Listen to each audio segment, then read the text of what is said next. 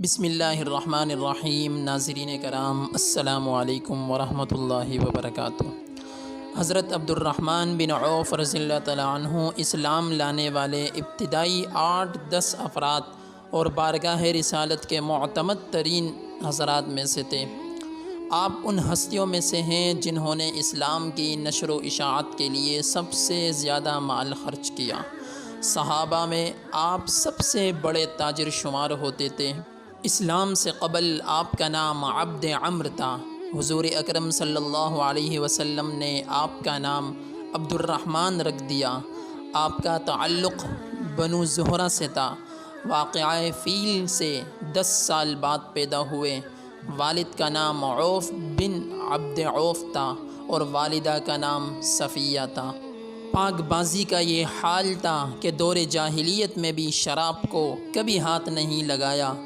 آپ ان 10 بزرگوں میں سے ایک ہیں جنہیں حضرت صلی اللہ علیہ وسلم نے ایک ہی مجلس میں جنت کی بشارت سنائی تھی۔ ان 6 افراد میں سے ایک ہیں جنہیں حضرت عمر فاروق رضی اللہ تعالیٰ عنہ نے اپنے بعد نئے خلیفہ کے انتخاب کے لیے منتخب کیا تھا۔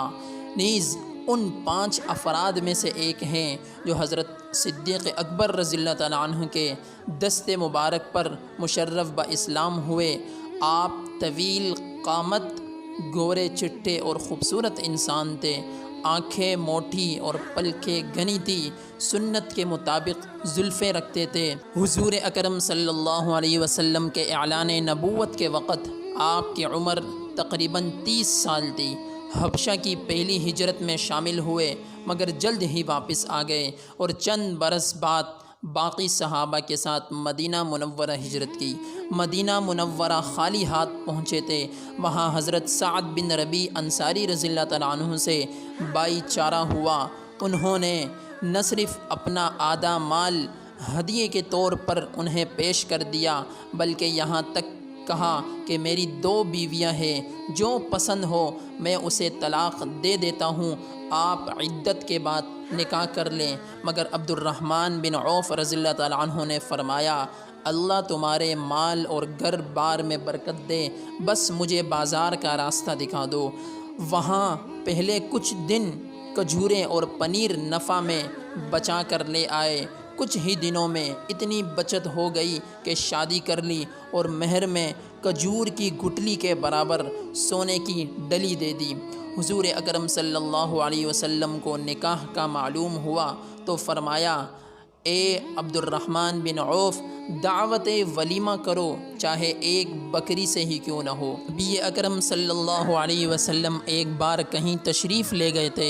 صحابہ کرام نے حضرت عبد الرحمن بن عوف رضی اللہ تعالیٰ عنہ کی امامت میں نماز شروع کر دی۔ حضور اکرم صلی اللہ علیہ وسلم آئے تو عبد الرحمن بن عوف کی اقتداء میں نماز پڑھنے لگے۔ امت محمدیہ میں یہ فضیلت انہی کو نصیب ہوئی۔ اللہ تعالیٰ نے تجارت میں ایسی برکت دی کہ مٹی کو ہاتھ لگاتے تو سونا ہو جاتی۔ کچھ ہی عرصے میں اتنے مالدار ہو گئے کہ ان کا سامان تجارت کئی 100 اونٹوں پر لدا ہوا آنے لگا۔ مدینے سے شام کی سمت 3 میل پونے 5 کلومیٹر دور جرف کے مقام پر کھیت بھی خرید لیے جن کا رقبہ اتنا تھا کہ 20 اونٹ انہیں پانی دینے کے لیے رکھے گئے تھے۔ مالداری کا یہ حال تھا کہ وفات کے وقت صرف مویشیوں میں 1000 اونٹ، 3000 بکریاں اور 100 گھوڑے موجود تھے۔ ان کے اثاثوں کا 8واں حصہ جو ان کے بیویوں میں تقسیم ہوا تقریباً 3,20,000 تھا۔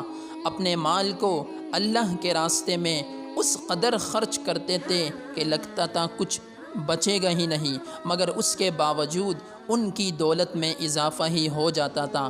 مدینہ کے غریبوں، باہر سے آنے والے مسافروں اور مہمانوں پر دل کھول کر لٹاتے تھے۔ جہاد کے مواقع پر ان کی سخاوت مزید بڑھ جاتی تھی۔ غزوہ تبوک میں مالیت کے لحاظ سے سب سے بڑا عطیہ انہی کا تھا، جو ان کے جملہ مال کا 1/4 حصہ تھا۔ ایک بار 40,000 دینار، ایک بار 500 گھوڑے اور ایک مواقع پر 500 اونٹ جہاد کے لیے پیش کیے۔ جب ان کا سامان تجارت مدینہ آتا تو ہر طرف چہل پہل ہو جاتی، پتہ لگتا تھا کہ کوئی بہت بڑا کارواں آیا ہے۔ ایک بار ان کا سامان 700 اونٹوں پر لدا ہوا آیا۔ ام المؤمنین حضرت عائشہ صدیقہ رضی اللہ تعالی عنہا کی خدمت میں حاضر ہو کر وہ سب مال و اسباب اونٹوں اور ان کے رسیوں سمیت بیک وقت اللہ کی راہ میں صدقہ کر دیا۔ مدینہ کے غریبوں، فقیروں اور بیواؤں کی کفالت کرتے رہتے تھے، مقروضوں کے قرض ادا کرتے، کوئی قرض مانگتا تو کبھی انکار نہ کرتے، اور اہل مدینہ کے معاشی سرپرست تھے۔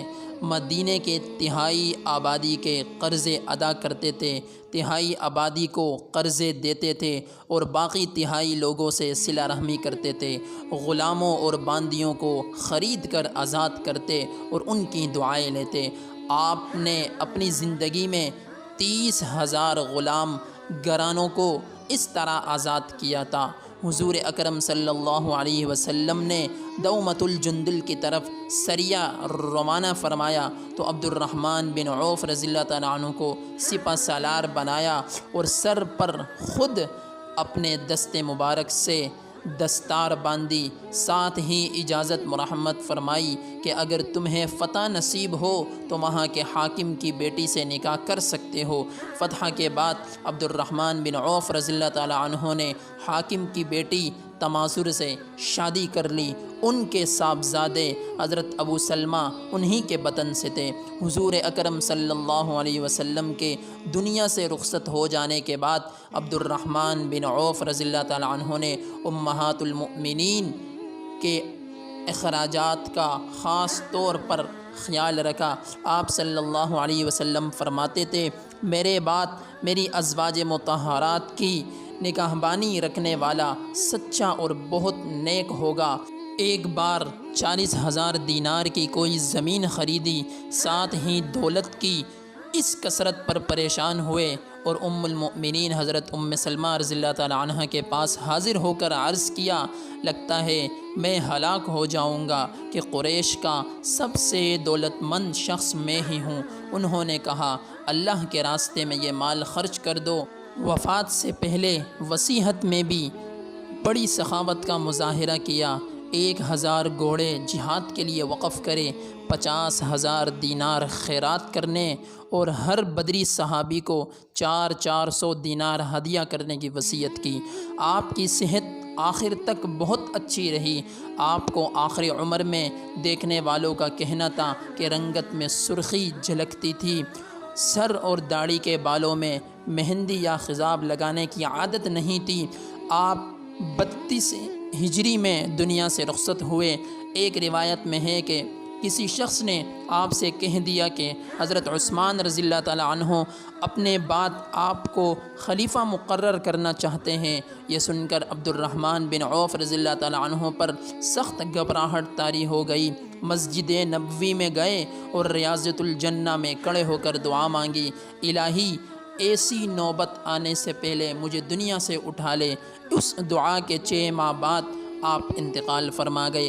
آپ نے 75 سال کی عمر پائی۔ نماز جنازہ حضرت عثمان رضی اللہ تعالیٰ عنہ نے پڑھائی اور آپ کو جنت البقیع میں دفن کر دیا گیا۔ ناظرین کرام، یہ تھی ہماری آج کی ویڈیو۔ مزید ویڈیوز کو دیکھنے کے لیے ہمارے چینل کو سبسکرائب کریں۔ جزاک اللہ۔